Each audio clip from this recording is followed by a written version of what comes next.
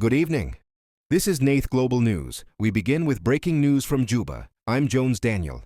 The much-anticipated court hearing of Dr. Riek Machar Teny-Dhurgon, chairman of the SPLM-IO and first vice president of South Sudan, has been rescheduled.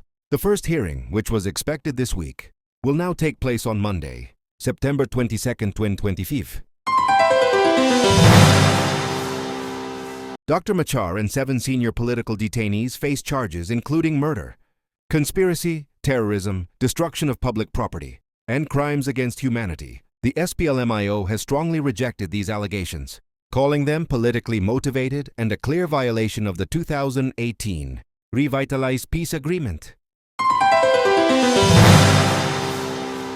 This development follows President Salva Kiir's recent suspension of Dr. Machar and other top officials. The move comes in the wake of the March Nasir County incident involving the White Army militia. In response, the opposition is calling for the unconditional.